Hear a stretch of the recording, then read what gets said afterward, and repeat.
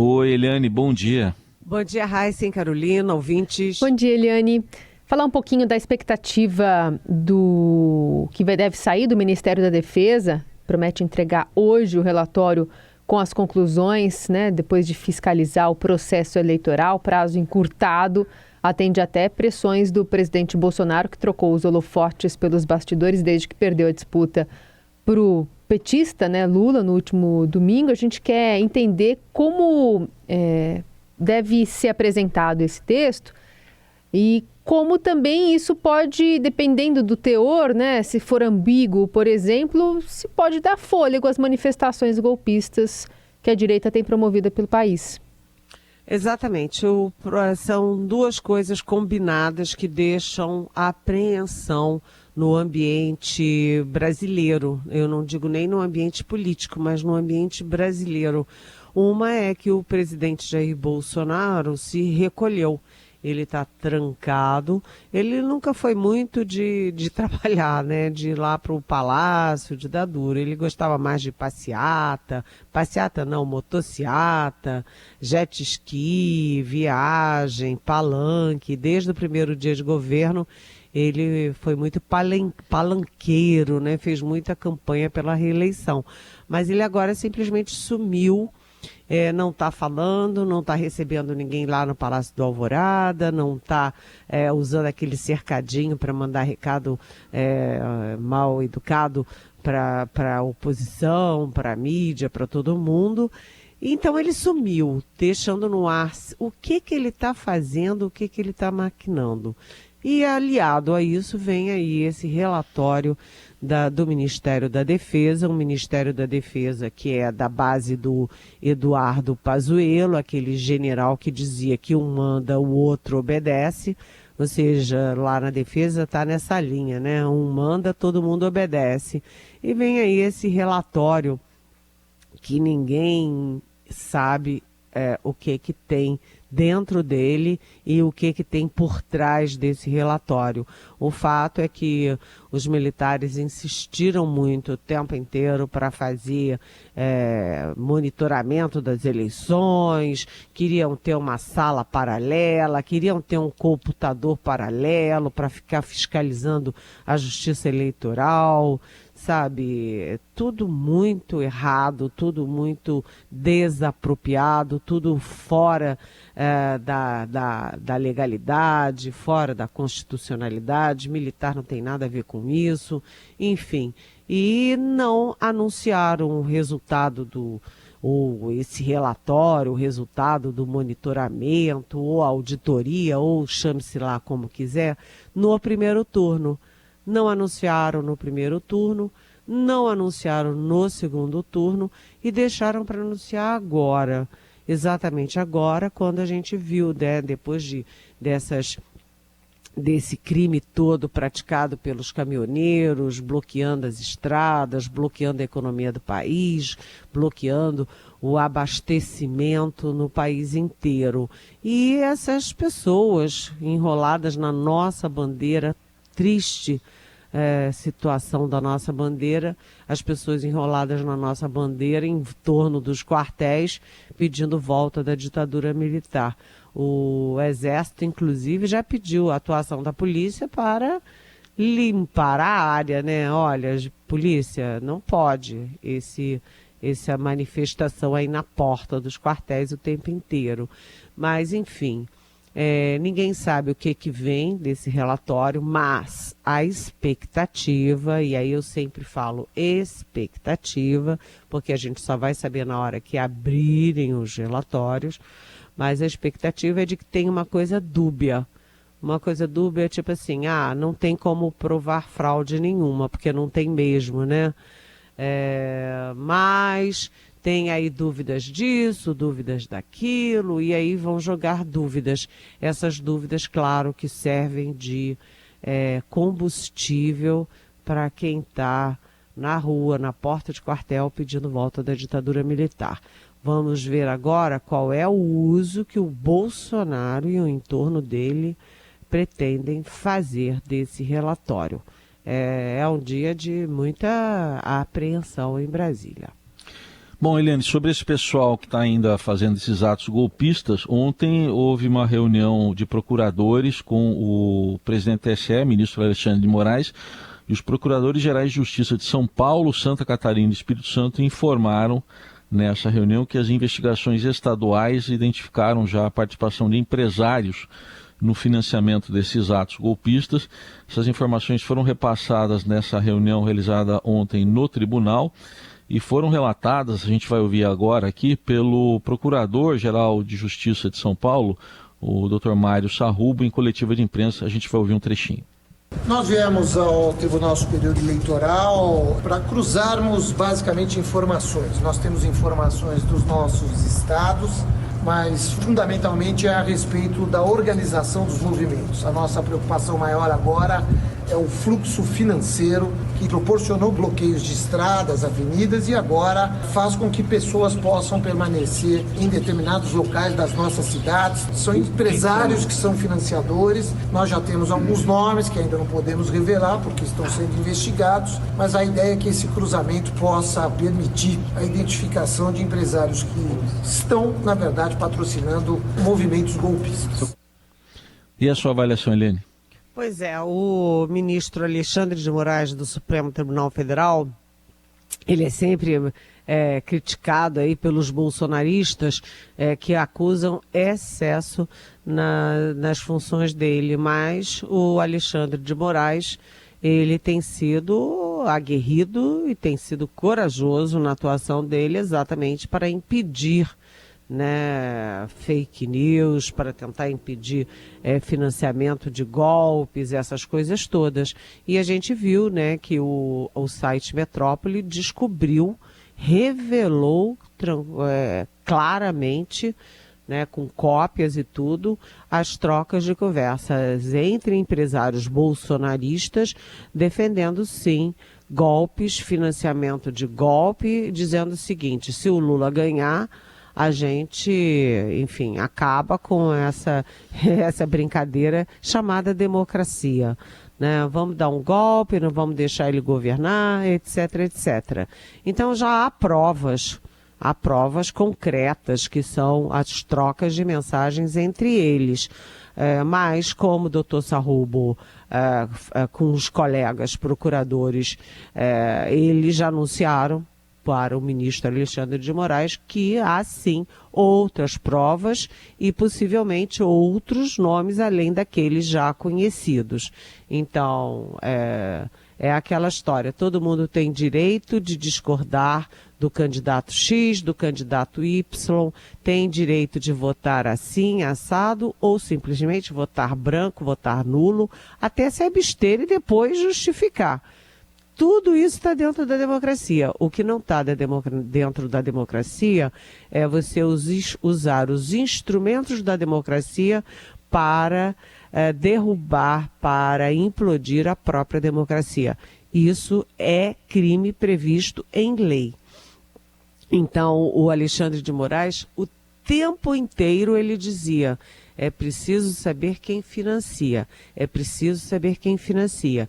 E são conjuntos de coisas, Quem financia fake news, quem financia paralisação de caminhoneiro, quem financia ato golpista, quem financia a destruição da democracia. Então é importantíssimo, os nomes não foram divulgados, mas serão, e eu sugiro que muita gente que está aí tentando destruir a democracia ponha as barbas de molho, porque o Alexandre de Moraes leva as coisas a sério e vai fundo. Aliás, eu queria lembrar que o Alan dos Santos, que tem mandado de prisão emitido pelo Alexandre de Moraes por ataque à democracia, por atos golpistas, por fake news, essas coisas todas, continua solto nos Estados Unidos. Continua solto, sabendo-se lá o que ele anda fazendo. Então, essa coisa tem organização, tem estrutura, tem ramificação e inclusive ramificação internacional a partir daquele Steve Bannon, que está preso nos Estados Unidos por ser criminoso nos Estados Unidos e que fica disseminando não apenas teorias de extrema-direita no mundo afora, mas sim práticas de ataque à democracia no mundo afora, com o apoio da família Bolsonaro. É isso.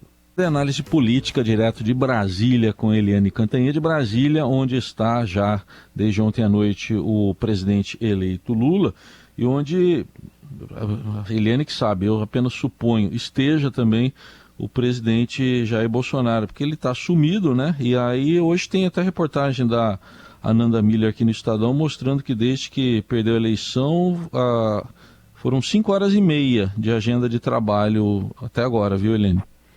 Porque o Brasil não tem problema nenhum, né, gente? Tá tudo maravilhoso e tal, não tem nova Ômicron, nova variante da Ômicron por aí, não morreu a primeira mulher aos 72 anos em São Paulo com essa nova variante, não tem problema de economia, problema social, problema de saúde, problema de educação, não tem nada acontecendo, então ele está descansando no Alvorada, esperando o relatório da defesa para fazer sabe-se lá o quê.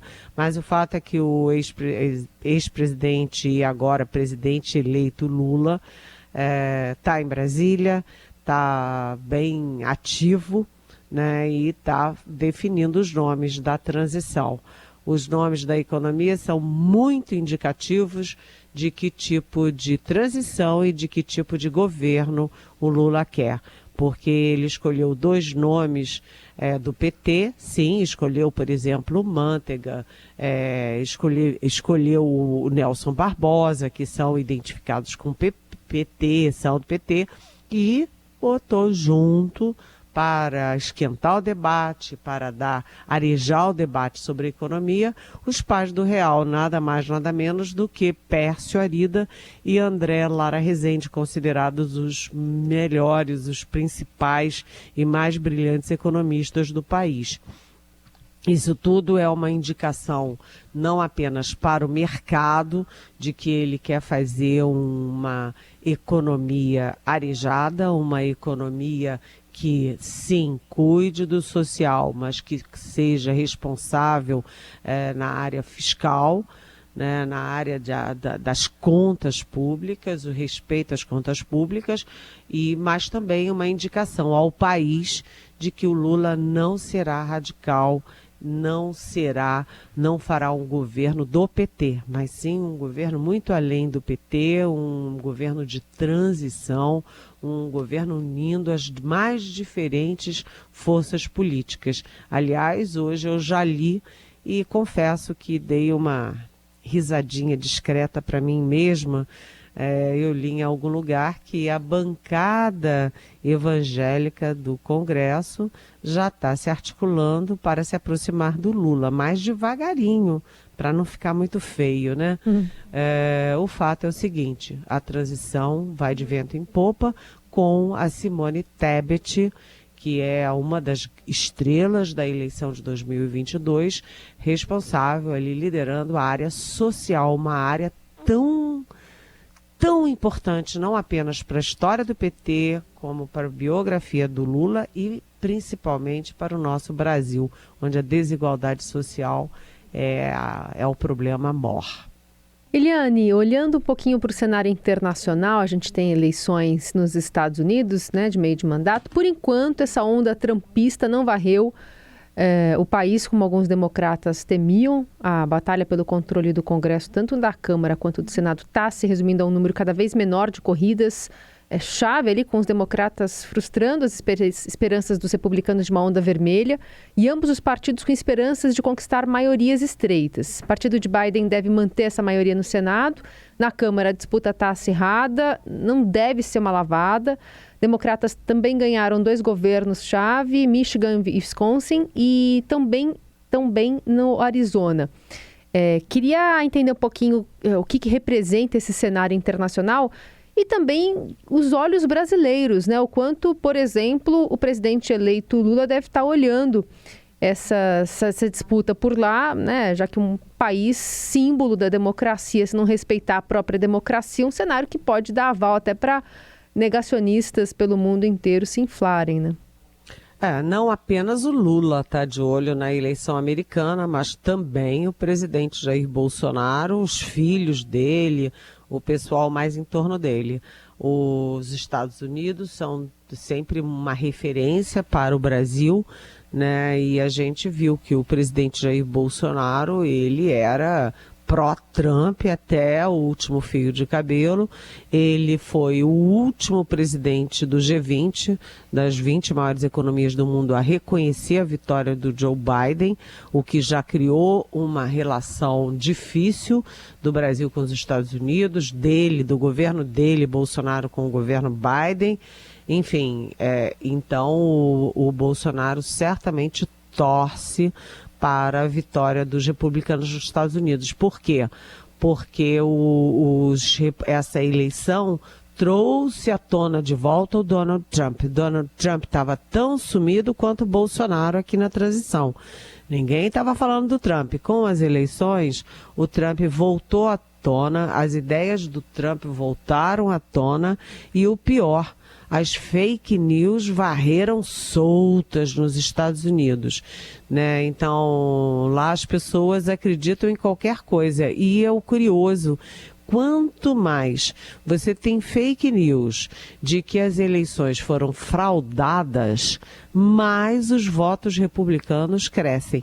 É uma coisa impressionante como tem tanta gente nos Estados Unidos que acredita que a Terra é plana, né, que a vacina faz mal à saúde, a vacina contra a Covid, né, é uma coisa assim impressionante, como as fake news colam nos Estados Unidos, a maior democracia do mundo, a maior economia do mundo, mas enfim, o que está acontecendo é que a expectativa era de que os republicanos ganhassem de lavada na Câmara e no Senado, deixando o Joe Biden sem base parlamentar. Mas isso não está acontecendo. O que está acontecendo é que os republicanos realmente tendem a ganhar a Câmara, mas os democratas estão em maioria no Senado. Isso dá mais equilíbrio para o debate político, dá mais respiro, né, alívio para o Biden e tira aí tração das intenções do Trump. O fato é que tudo isso tem muita referência aqui no Brasil, porque o projeto do Bolsonaro não é um projeto exclusivo para o Brasil. É um projeto de extrema-direita que tem como epicentro os Estados Unidos na mão do Trump, e tem Polônia, tem Turquia, tem Hungria e vai por aí afora. Então a gente está muito de olho nas eleições americanas, não só pelo efeito no Brasil, mas o efeito também no mundo. E lá não tem urna eletrônica, portanto é um processo muito demorado, cada estado tem o seu processo, um diferente do outro, então a previsão de encerrar tudo isso demora. Vamos ver quando é que demora e qual é o recado que dá ao mundo e ao Brasil.